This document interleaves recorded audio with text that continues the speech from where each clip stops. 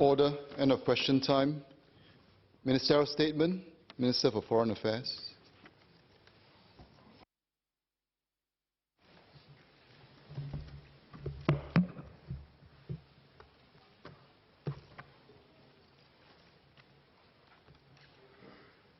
Mr. Speaker, members of the House have posed several questions on Singapore-Malaysia relations, and let me start by sharing with the House and fellow Singaporeans the approach that we have taken in our relations with Malaysia under the Pakatan Harapan government. I touched on this briefly in July last year, but I think it's worth restating some of these points. Since Pakatan Harapan's victory in the Malaysian general election in May 2018, Singapore has consistently expressed our hope for good and mutually beneficial relations with the new Malaysian government. We want to continue working closely with Malaysia at both the federal and the state level.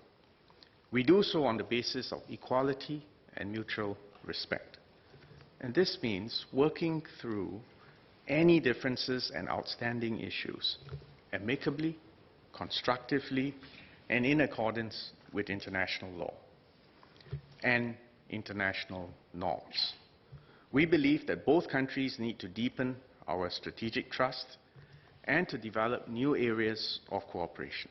A constructive and positive working relationship with our closest neighbor is also important for the region, and ASEAN in particular, where Singapore and Malaysia have many shared interests.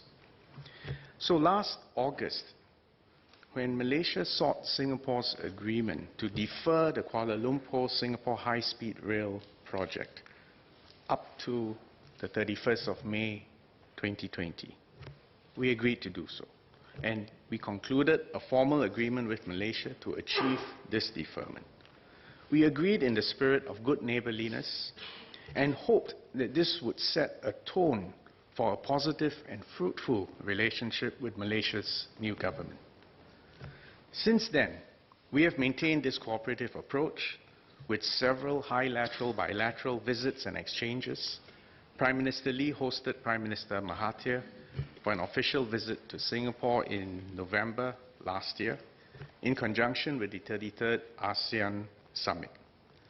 During the meeting between the two Prime Ministers, they acknowledged that there would always be elements of both competition and cooperation, but both of them saw a bright future for Malaysia and Singapore. In any close relationship with complex historical legacies, problems will arise from time to time. This is to be expected between such close neighbors. The only question is how we approach these problems. In the past couple of months, two sets of difficult issues have flared up between Singapore and Malaysia. These include, first, the maritime issues surrounding Malaysia's purported extension of the Johor Bahru port limits, and secondly, airspace issues arising from Malaysia's objections to the new instrument landing system procedures for Seletar Airport, and its sudden promulgation of a permanent restricted area over Pasir Gudang that disrupted normal operations at Seletar Airport, which in fact have been conducted safely and efficiently for many decades. Both of these sets of sudden actions upset the status quo that has been in place for many years. These actions did not bode well for our bilateral relationship. They created the risk of a dangerous downward spiral of measures and countermeasures.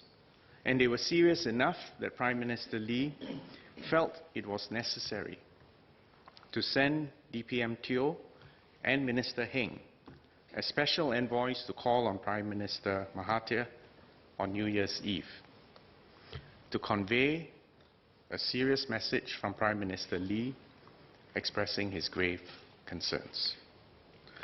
Arising from Prime Minister Lee's communication with Prime Minister Mahathir, I met Malaysian Foreign Minister Saifuddin Abdullah last week to discuss these outstanding issues. We agreed on measures to help keep the situation on the ground calm in order to allow discussions to take place in a more conducive atmosphere. There has been strong public interest in these matters, so today I would like to set out the facts of each issue and highlight the steps that both countries have taken to find a constructive way forward. Let me first deal with the Johor Bahru port limits. With your permission, Mr. Speaker, may I display some slides on the screen? Thank you. On the 25th of October 2018, Malaysia unilaterally extended the Johor Bahru port limits into Singapore's territorial waters off Tuas. Members of the House, may I refer you to this map which is displayed, which reflects Malaysia's unilateral extension into the hatched area. The waters in this area are tight, less than 24 nautical miles wide. And this purported extension goes beyond even Malaysia's own territorial sea claims, according to Malaysia's own 1979 map, which Singapore has consistently rejected. The inescapable conclusion is that the new Johor Bahru port limits transgress into what are indisputably Singapore territorial waters.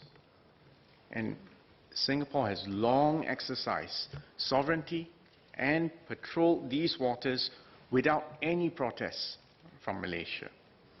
However, since late November 2018, Malaysian government vessels started intruding into these Singapore territorial waters. We have protested the purported extension and these intrusions. We have also increased our security presence in the area in order to safeguard our waters and sovereignty. And I'm sure members of this House would join me in commending our security agencies who have been acting professionally, responsibly, and with restraint in order to minimize the risk of untoward incidents at sea.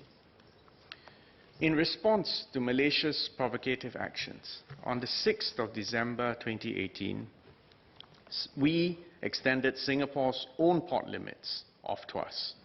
Our extension was done in accordance with international law and remain well within Singapore territorial waters.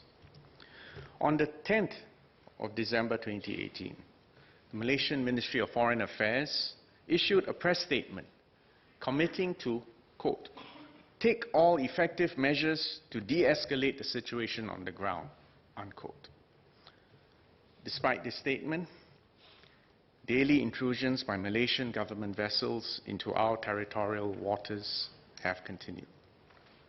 These intrusions do not help Malaysia's legal case. All they do is to raise tension and endanger navigational safety in the area. There is a need to calm the situation at sea. It was in this context that I met Minister Saifuddin on the 8th of January 2019. Members would have read the joint press statement that we issued after our meeting.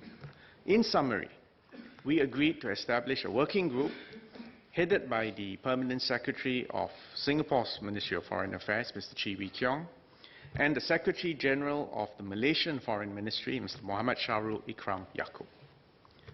This working group will discuss both the legal and operational matters in order to de-escalate the situation in the waters off Tuas. And they are to report to both Minister Saifuddin and me within the next 2 months.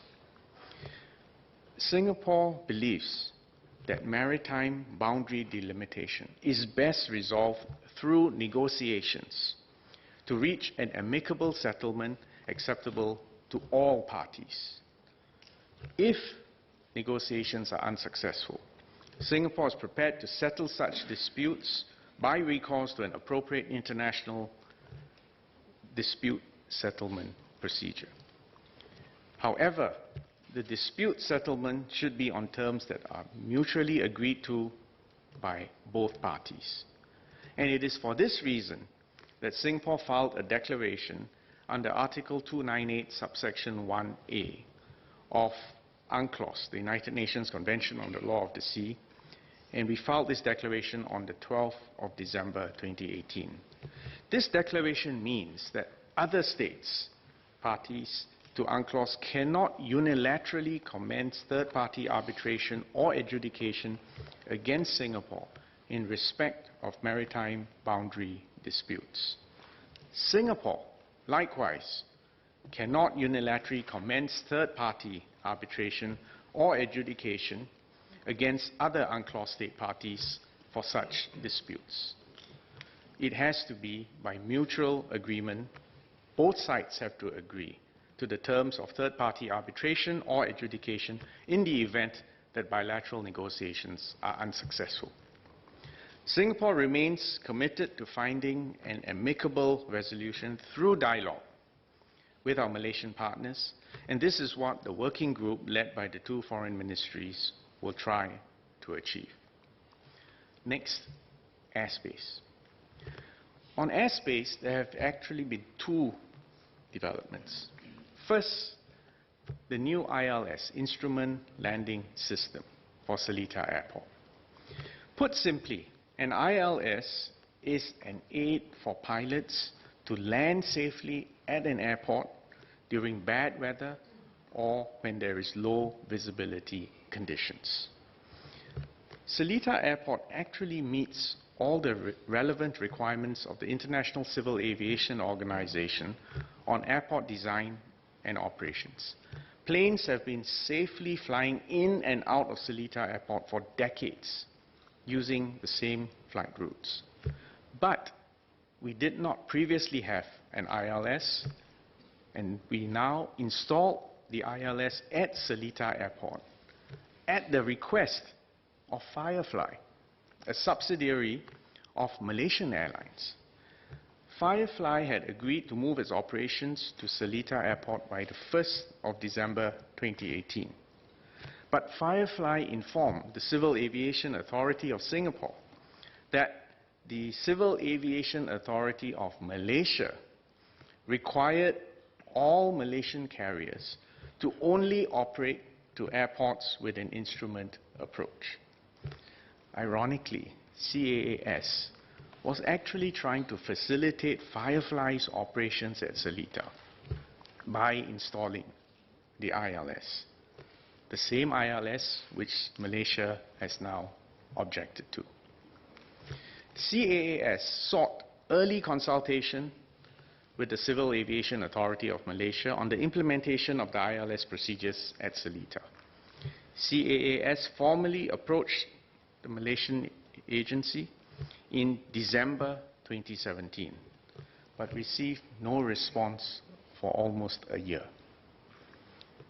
CAAM, the Civil Aviation Authority of Malaysia, only replied in November 2018, objecting for the first time to the proposed ILS procedures and citing alleged consequences on the future development of the Pasir Gudang.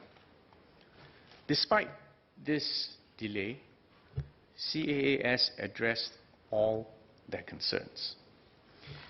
It is important to note that the ILS uses exactly the same flight paths that aircraft landing at Seletar have used all along for visual flights. Flight procedures such as those for the Seletar ILS are a basic element of civil aviation which inform pilots on what they need to do in order to land or take off safely. There have been claims that the ILS flight paths will more strictly restrict the height of buildings below it. This is untrue.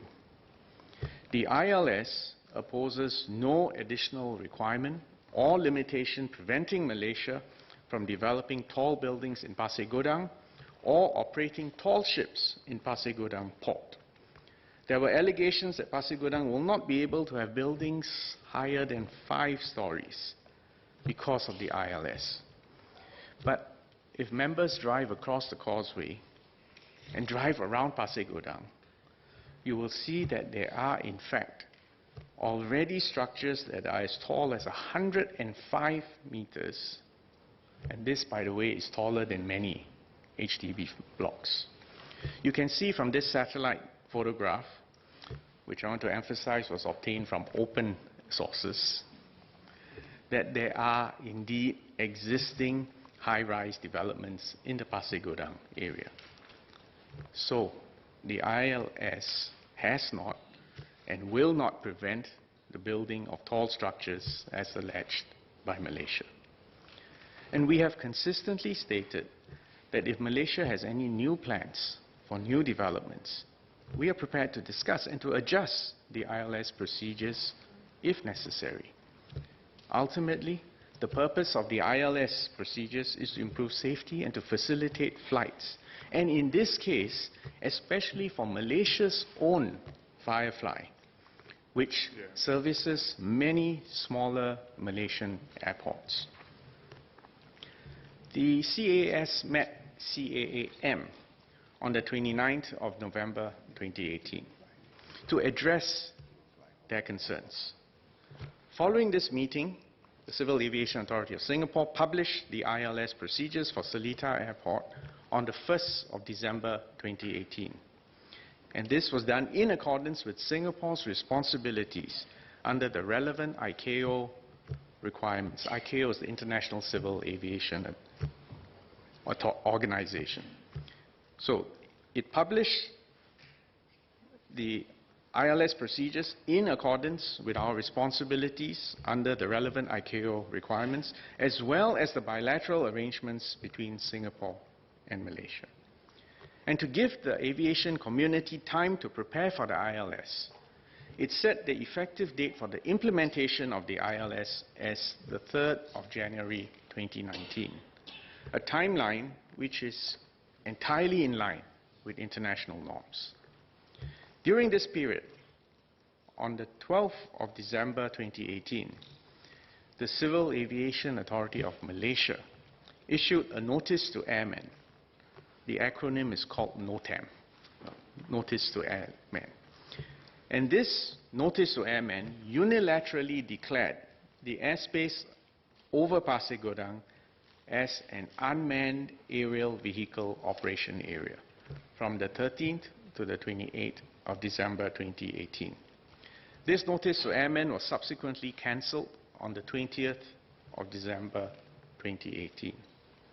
But subsequently, on Christmas Day, the 25th of December 2018, the Civil Aviation Authority of Malaysia issued another notice to airmen, this time declaring a permanent restricted area over Pasir Gudang between 2,000 feet and 5,000 feet altitude for, quote, military purposes or military activities, unquote. And that this restricted area would take effect from the 2nd of January 2019. This restricted area would force flights operating to and from Seletar Airport to spiral up and down close to the airport in order to traverse above the restricted area at 6,000 feet. Malaysia's action contravened established ICAO procedures. All over the world, and this is a point worth emphasizing, all over the world, aviation is by nature transboundary. Aviation is by nature transboundary. The Civil Aviation Authority of Singapore, as the air traffic services provider for the area, was neither informed nor consulted, even though these actions affected current civil aviation operations out of Seletar Airport. It cut through an established international aviation route, and it affected flight efficiency and safety. Malaysia's declaration of a permanent restricted area escalated what was initially a matter concerning ILS procedures, which is a norm for many airports around the world, into a much more serious issue affecting all flights operating at Seletar Airport from the north. This was not helpful for commercial aviation in the area and furthermore damaged the overall tenor of our bilateral relationship. At our meeting last week, Minister Saifuddin and I agreed that Singapore would suspend the implementation of the ILS procedures at Seletar Airport, and Malaysia would also suspend the permanent restricted area for a period of 1 month in the first instance. This mutual suspension went into effect simultaneously at midnight on the 9th of January 2019. And this has allowed normal operations to resume at Seletar Airport, with aircraft able to fly their normal established flight paths over Pasir Gudang in and out of Seletar. Unfortunately, Malaysia's Firefly will still be unable to start operating at Seletar due to its own Malaysian regulators' requirement. We also agreed that the transport ministers from both countries should meet soon for discussions on these measures and to resolve the issues. The transport ministers, I believe, have agreed to meet later this month. Mr. Speaker, I strongly believe that both countries share a common interest in safe and efficient international civil aviation operations. After all, this has brought great economic benefits and tourism to both countries and indeed to our region. And as such, I look forward to the resolution of these issues in an amicable fashion. There are other issues that we have to deal with. Singapore will do our best to discuss all outstanding bilateral issues with Malaysia in a calm, reasonable, and focused manner. This approach extends to other issues beyond the Johor Bahru port limits and the Seletar ILS procedures. For example, Malaysia had earlier expressed their intention to review the 1974 Operational Letter of Agreement on airspace arrangements in southern Johor. And we had responded that we would review their proposal when we receive it. Such discussions on air navigation arrangements involve consultations with international stakeholders and cannot be done overnight. In the meantime, in the interests of civil aviation safety, air traffic operations must continue according to the current arrangements and in accordance with ICAO requirements. Another matter that Malaysia has raised is the price of raw water sold to Singapore under the 1962 Water Agreement. Prime Minister Mahathir raised this issue with Prime Minister Lee when they met last November. Both Prime Ministers agreed that the two Attorney Generals, respectively, would meet for discussions to better understand each other's positions on whether Malaysia still had the right to review the price of water under the 1962 Water Agreement. The AGs, the Attorney Generals, subsequently met in December 2018.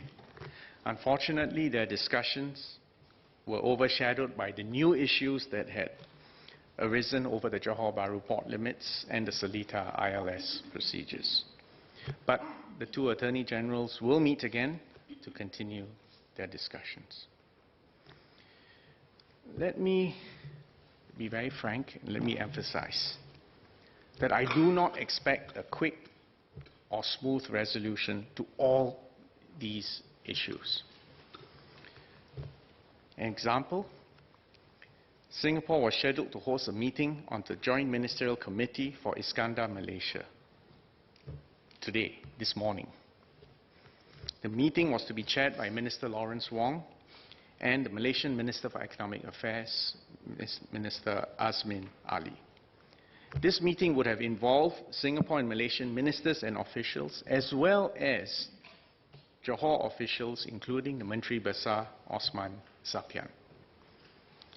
But most regrettably, the Menteri Besar staged a publicized visit to the Malaysian Marine Department vessel anchored in Singapore territorial waters off Tuas on the 9th of January 2019. This intrusion by the Johor Menteri Besar went against the spirit of the agreement between Foreign Minister Saifuddin and me just the day before. It undermined the goodwill and trust that is necessary for further cooperation between the two countries, and especially cooperation involving Johor. Therefore, it made it untenable for us to proceed with the JMC meeting this morning. Singapore formally protested the intrusion via a TPN, this is a diplomatic note, to Malaysia, and we proposed to postpone the meeting to a later date. Malaysia agreed. I also informed both Minister Saifuddin and Minister Azmin of this postponement. And I should add that my discussions with both ministers, both before and after the Johor Menteri Besar's actions, have been amicable and constructive. And we have focused on trying to resolve issues and not to wind things up. Minister Azmin met me yesterday. This morning, he also met Minister Khaw Boon Wan and Minister Lawrence Wong to discuss several bilateral projects which he is in charge of. Mr. Speaker, despite these current difficulties, Singapore still hopes to work with Malaysia for better relations and for closer cooperation that will benefit the people, the citizens of both sides. But both sides must act in good faith, in compliance with international law and norms, and honor existing agreements. Mr. Speaker, foreign policy begins at home. The strength of Singapore's diplomacy depends on domestic unity and resilience, and the fact that we cannot be intimidated or bought. This is the foundation for our diplomacy, even as we seek good relations with all our friends and neighbors within a rules-based international order. This is why total defense and our investment in the SAF are so important. Resilience includes improving our water supply infrastructure, namely new water and desalinated water, strengthening our food security by diversifying our food sources, and ensuring that we have a strong, diversified labor market. As a small state with limited resources, the quest for security and resilience has been a constant, relentless imperative for us since independence. It is not something that we look at only in times of unease. I am confident that we can continue to rely on strong bipartisan support from this House and the unity of purpose amongst all Singaporeans as we strive to ensure that Singapore's independence, territorial sovereignty, safety, security, and prosperity is secured for this generation and those to come. Thank you, Mr. Speaker.